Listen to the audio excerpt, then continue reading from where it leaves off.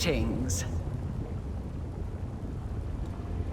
Greetings, Commander. Lady Arilu, allow me to express my deepest admiration of your work, and may I just ask...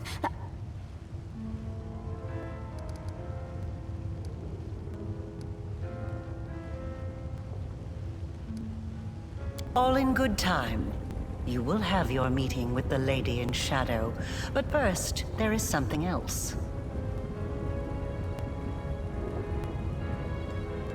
You have walked a long path, one where shadows constantly flicker at the edge of your vision, and questions multiply like flies above carrion. It is time for answers, at least some of them.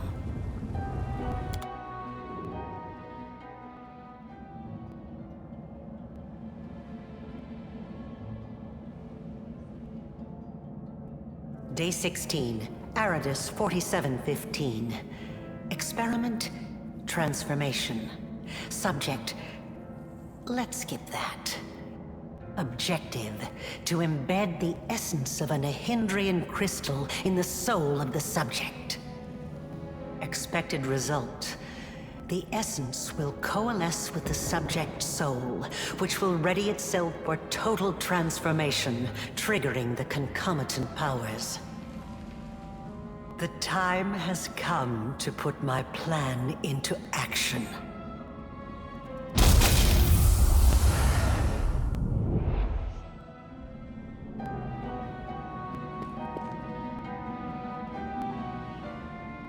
You are my creation. Your power was my gift. Now you know.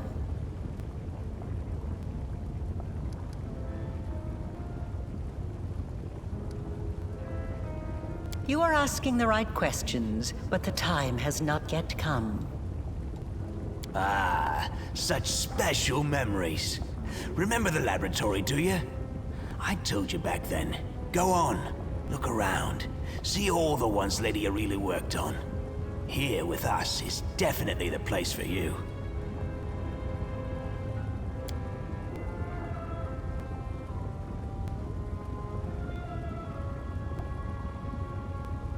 Your power is of the same kind as that of Nulkaneth, Jeribeth, and the other demons that you have met. The power of the Nehindrian crystal dissolved into the blood lies within your soul. I have already hinted at this to you once before, when I left the essence along with the lexicon of paradox in my old laboratory, and ordered the suture to make sure the gift found its way into your hands. But there is more. Do you remember when you were taken to Canobris with a wound that would not heal? Do you remember how Terendelev apparently healed you? That was merely an illusion. The dragon was only able to temporarily dull the pain. In fact, it was I who saved you, when I came to you in the caves and implanted a crystal within you. No, saved is not the right word. Your wound is still not healed. That is why your wound weeps blood from time to time, every drop of which burns your enemies.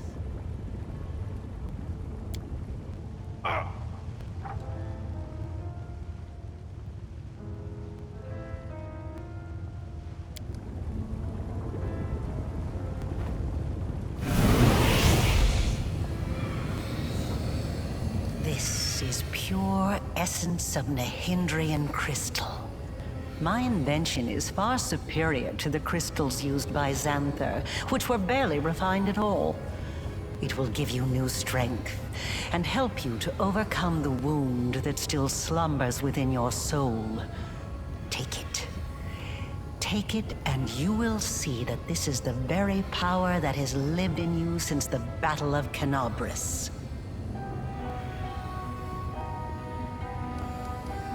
Very well, then. Ask your questions, and I will answer.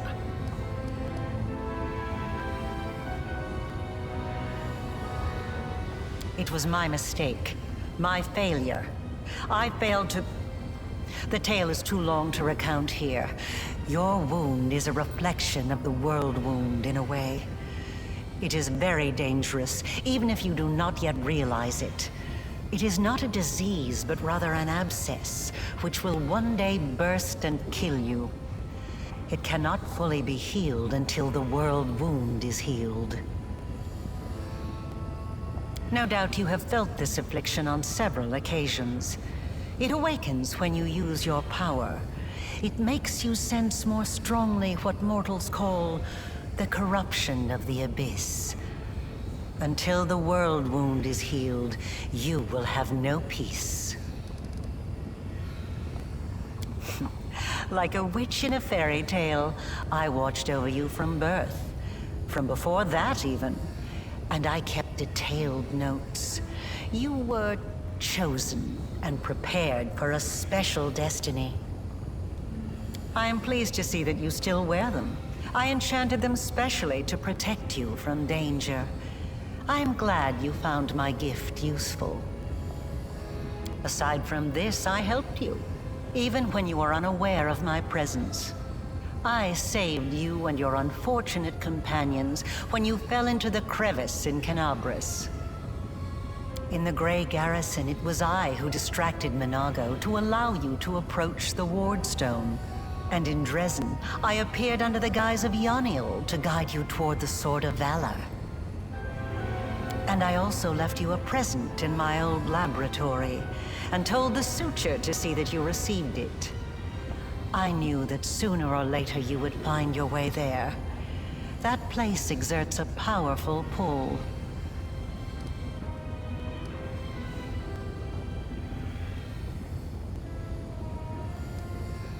They are not my masters, they are a resource.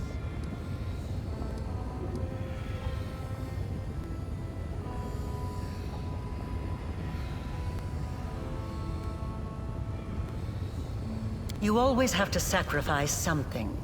I wanted you to go to the laboratory to see with your own eyes what I had been doing and what I am capable of, so it would be easier for you to accept the truth.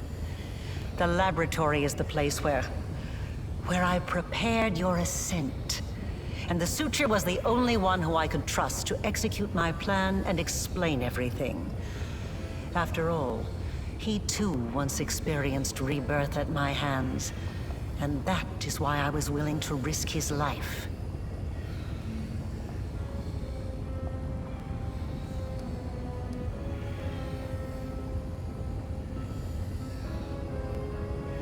Knowledge gained independently through research and experimentation is far more valuable than knowledge that is simply given. That is why I wanted you to go to the laboratory yourself. I just gave you a nudge in the right direction. Nahindrian crystals are formed from the solidified blood of demon lords. Their properties are not well known, even among the inhabitants of the Abyss, and there are reasons for this. Acquiring the blood of a dead demon lord is very difficult. After a demon lord dies, their body is instantly absorbed into the Rift of Repose. Only the Lady in Shadow knows how to kill them in a way that allows her to preserve the bodies of her fellow lords and transform them into a solid state. That means that Nahindrian crystals cannot be obtained anywhere other than the Midnight Isles. Or rather, it was impossible until recently, when I managed to experimentally obtain a crystal from the blood of a still living lord. You saw the result. A dagger made from Discare's freshly shed blood, which I left for you in Canabris. As regards the use of the crystals, that is a discussion that would take time, a very long time. Someday I will finish my groundbreaking treatise on the transformation of Nahindrian crystals, although it is unlikely I will ever publish it.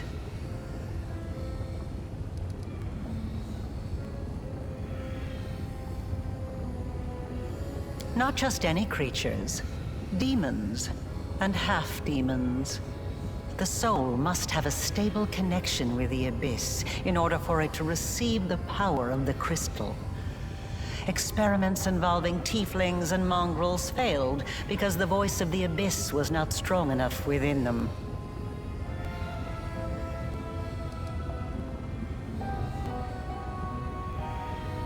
I wasn't a demon either when I started.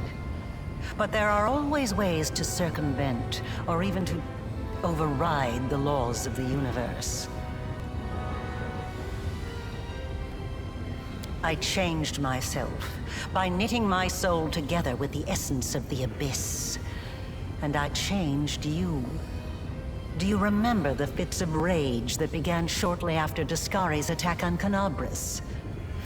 This is how the second half of your soul manifested itself. Not yet fully aware. Not yet awakened. It's a pity you did not choose to let your demonic nature take hold. The result would have been most impressive. All those arrogant crusaders, those knights with their eyes ablaze, those pious priests. They have installed at the head of their magnificent army a scion of the Abyss, the creation of the architect of the world wound, whom they so revile.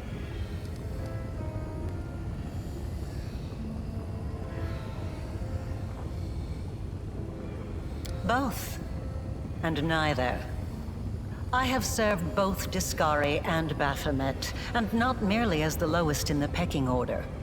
But I do not think you'll be surprised when I tell you that to me, both of these mighty lords are merely convenient temporary sources of power. And their time is almost at an end.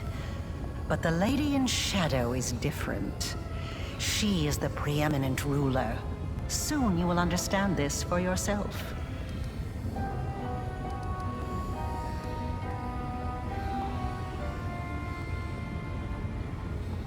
Yes, because I taught Xanther and the other servants of Baphomet and Discari the earliest version of this transformation ritual. I spent decades perfecting it until I obtained the power that I gave to you. Power in its most purified form, cleansed of the filth and chaos inherent within the original blood of the demon lords. Your power is as pure as thrice distilled water, but it resonates with other powerful sources of supernatural power, such as the Sword of Valor. And your power can change. You must have realized this already. You have shaped my gift into a form that you yourself have chosen. You are seeking answers, trying to understand the crux of the matter. That is good.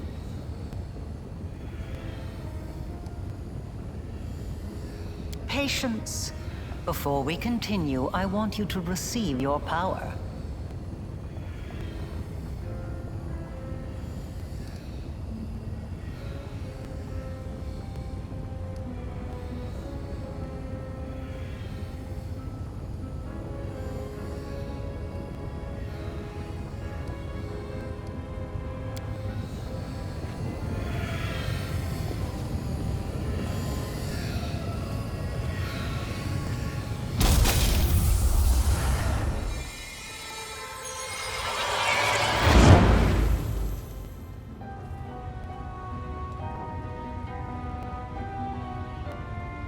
Now you know.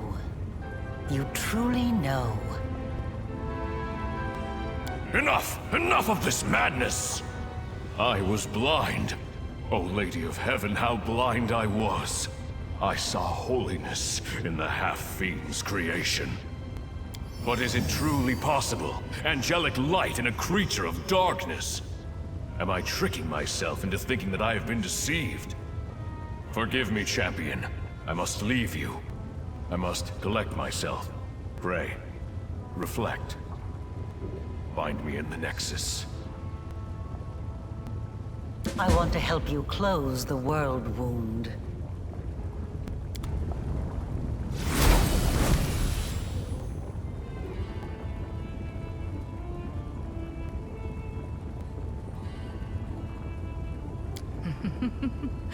You were about to say, we are going to close the world wound, weren't you, Arilu? I see no reason to continue deceiving this mortal. Now I am convinced that he is quite worthy of serving me. I will even reward him with a modicum of knowledge about the events in which he is about to take part.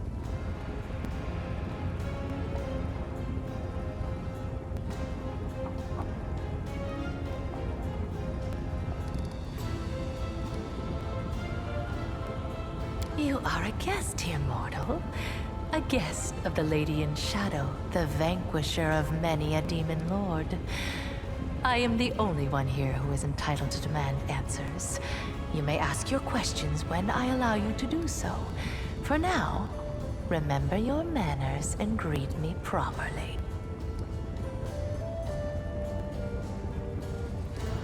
Naturally, I am in the habit of observing my servants and guests while remaining unseen.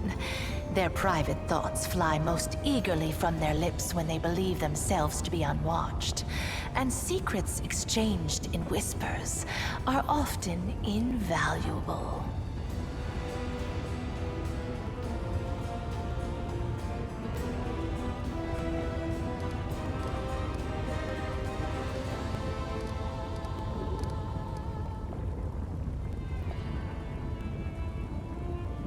Do I truly frighten you so, mortal?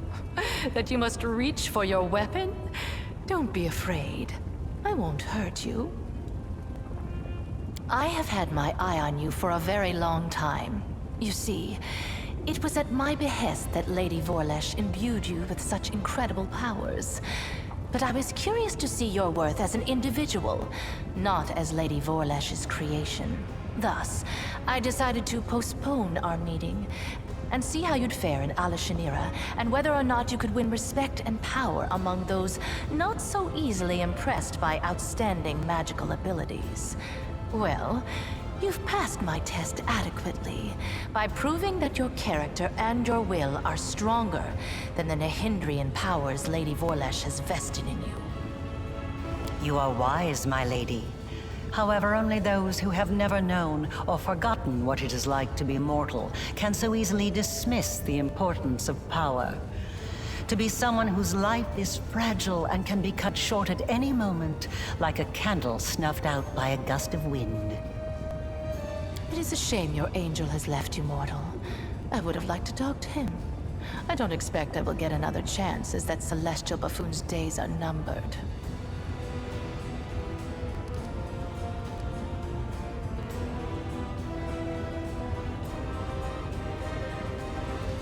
The herald of that upstart goddess, here. Yes, although his defenses were quite intricate. A commendable precaution on his part, as word of the hand of the inheritor descending once more into the abyss reached the Echo of Discari almost immediately. Mind you, vindictiveness and guile have always been among his best qualities.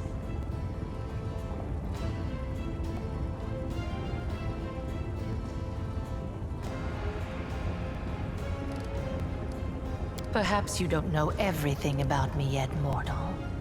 Perhaps you made the same mistake as many before you, and many who were more insightful and more powerful than you, by presuming to know what to expect from the Lady in Shadow. He is a strange creature, a bespoke creation, so to speak. Long before the world wound was opened, Discari, that little cricket, was seeking a way to have some fun on Galarian and assert his influence there. One day, he decided to gather a few strong mortal followers, fuse them together into one being, and pump that being full of his own power, in the belief that something worthwhile would come of it. That is how the Echo came to be. To the great dismay of both the Echo and the Lord of Crickets, the Echo was greeted by Eridan, protector of humankind. Eridan gave the Echo such a thorough thrashing, the whole abyss thought him dead. And yet he was not. Cricket, the younger, is alive and well, though I cannot say the same for Eridan. But the Echo remembers his humiliation still. He hates anything and everything related to Eridan, especially his inheritor, Iomedae. Her heralds, her priests, her temples. He would hate Iomedae's pet pug, if she had one.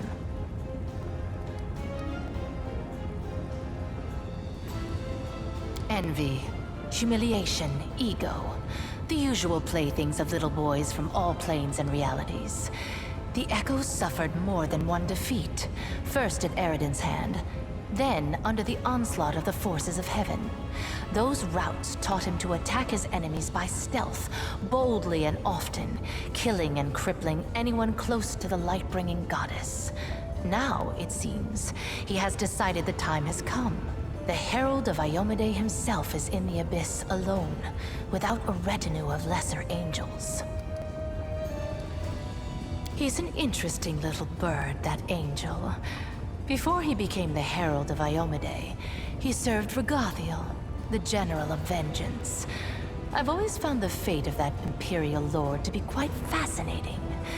Did you know that the father of the Upper Plains' top military leader was a devil from hell? Regathiel had to achieve many feats to redeem his unholy legacy in the eyes of the other Imperial Lords. But he did. A remarkable tale, is it not?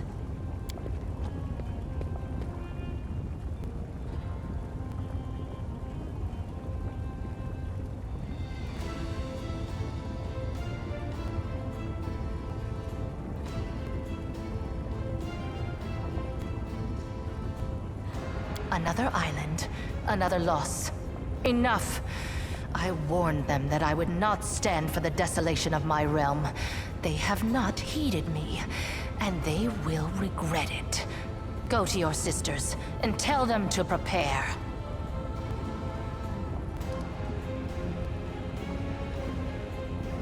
Yes, you've already met Laulia, my talented assistant. I've heard she was very convincing at acting out her tragic death in the minds of the Nexus. As you can see, I've been watching you since your very first moments in the Abyss. And even a little earlier. I have prepared a beautiful intrigue that will topple many of your enemies and seal the world wound forever, ending the threat to Galarian. And you have the chance to become part of that intrigue.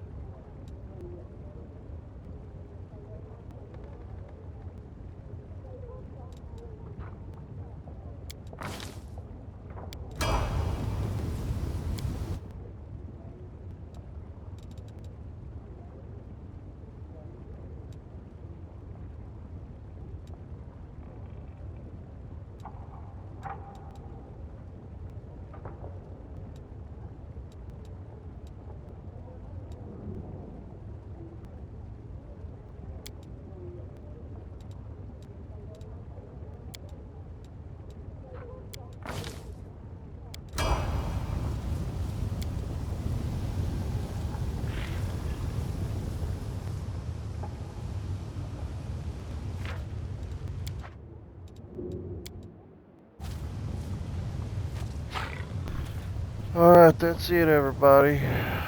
Thanks for watching. If you stuck around that long, because that was one heck of a long one to read and watch.